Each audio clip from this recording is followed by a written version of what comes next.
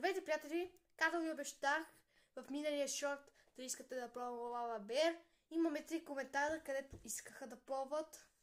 Т.е. 2 коментара, където искаха да пробват. И казах окей. И днес ви обещах, че ще пробваме новия вкус. Не е нов, лимолава. Лимолава, както всички знаете. И надявам се да ми харесва. Айде да започваме. Лимолавката май ще е много хубава.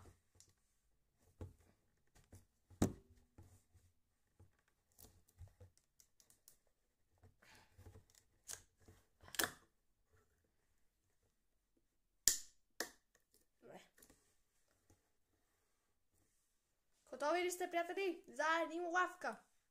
Чакай. На хубаво ми ще, ама не знам дали ще ми хареса. На 3. 1, 2, 3. Айде. Обещайте ми, че ще ми хареса.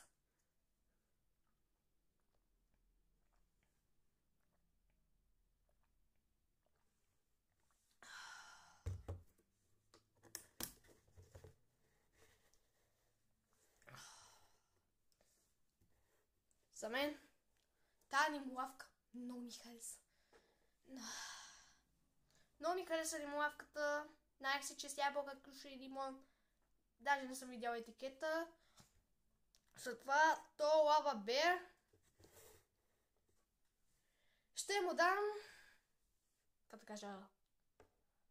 Само да помисля оценката. Дайте ми 5 секунди да ми помисля.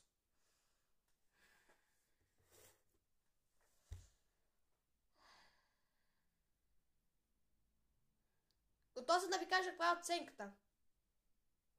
И той Лава Бер е 10 от 10. Радвам се. Надявам се да много ви хареса този видеоклип. Ако ви хареса този видеоклип, можете да лайкнете на клипа, да се абонирате за канала ми и да цъкнете капанката за още забавни видеа в YouTube Short. Довиждане и надявам се да ви хареса видеото.